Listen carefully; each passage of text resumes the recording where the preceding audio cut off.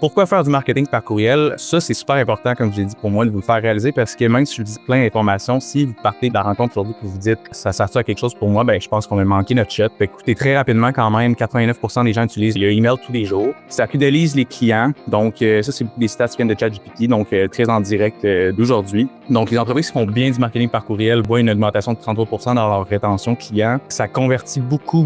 Fait comparé aux réseaux sociaux, qui est beaucoup dans l'attraction, les courriels, ça va convertir 4 fois mieux que les réseaux sociaux. Donc, à ne pas sous-estimer définitivement. Comme je vous ai mentionné il y a quelques instants, le marketing par courriel a un super bon retour sur investissement ROI. Donc, on parle d'environ 4200%. Le coût, par exemple, de votre logiciel, le temps que vous allez mettre là-dedans versus combien vous pouvez en retirer. Fait qu'on parle d'une moyenne de 4200% de retour sur investissement. C'est pas un trend, donc on voit beaucoup de trends. On voit des TikTok, c'est là depuis quand même peut-être, je sais pas, 10 ans, des années comme ça. Est-ce que TikTok va être encore là dans des années? Les réseaux sociaux, ça change, ça évolue rapidement. Le courriel, ça perdure dans le temps. Tout le monde utilise des courriels. Donc, investir beaucoup de temps et de l'argent là-dedans, c'est pas perdu. Ce qui m'amène au point d'après, qui est que ta liste de contacts, en fait, elle t'appartient. Donc, je sais pas si vous en connaissez des entrepreneurs, des entreprises qui ont leur compte Facebook shutdown, un groupe Facebook s'est fait fermer, leur compte publicitaire s'est fait fermer. Ça arrive pas avec ta liste de contacts. Mis à part les gens qui se désabonnent, c'est une liste d'informations, c'est une liste de contacts de gens. Elle t'appartient. Peu importe le logiciel que tu utilises, tu peux migrer dans tes logiciels, mais c'est ta liste à toi. Fait que personne ne peut te l'enlever. Alors, on n'a pas à dépendre d'un algorithme quasi aléatoire également. Je vais évidemment parler aujourd'hui de comment est-ce qu'on peut sortir des spams ou éviter les spams, pas tomber dans l'onglet promotion. Donc, tout l'aspect de délivrabilité. Mais mis à part ça, c'est toujours en train d'évoluer, toujours en train de changer les réseaux sociaux. Le nombre de personnes qui passent énormément d'énergie à mettre